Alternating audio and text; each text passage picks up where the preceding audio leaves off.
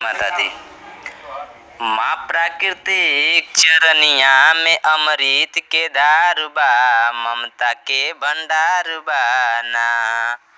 ओ माँ प्राकृतिक चरनिया में अमृत के धार बा, ममता के भंडार बा ना। सदगुरु दर पे आवाया के कर्म बनावा, सदगुरु दर पे आवाया के कर्म बनावा। जे आइल उ भइल भव से पार बा, ममता के भंडार बा ना।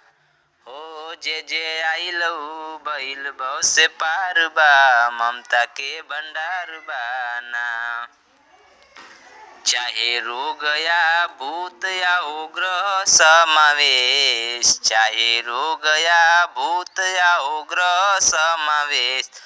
हो मिलत सबही के, हो मिलत सबही के भ्रम से उद्धार बा, ममता के भंडार बा ना। हो मिलत सबही के भ्रम से उद्धार बा, ममता के भंडार बा ना। गुरु अपराध हटाई दियल माँ प्राकृतिक से मिलाई, गुरु अपराध हटाई दियल माँ प्राकृतिक से मिलाई। दिक्कत सबही में हो, दिक्कत सबही में गुरु कर्म तोहार बा, ममता के भंडार बा ना। दिक्कत सबही में गुरु कर्म तोहार बा, ममता के भंडार बा ना।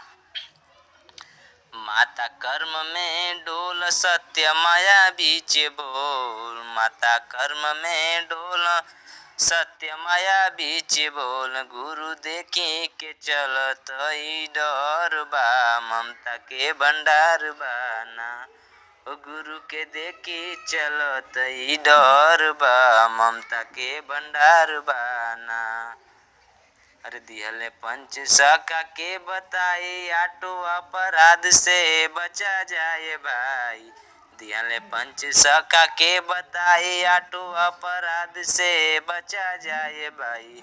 सत्य कर्म के चरनिया में मुक्ति के बाजार बा, ममता के भंडार बा ना। उमा प्राकृतिक चरनिया में अमृत के धार बा, ममता के भंडार बा ना।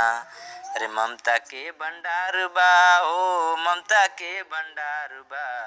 माँ प्राकृतिक के चरनिया में अमृत के धार बा, ममता के भंडार बा ना।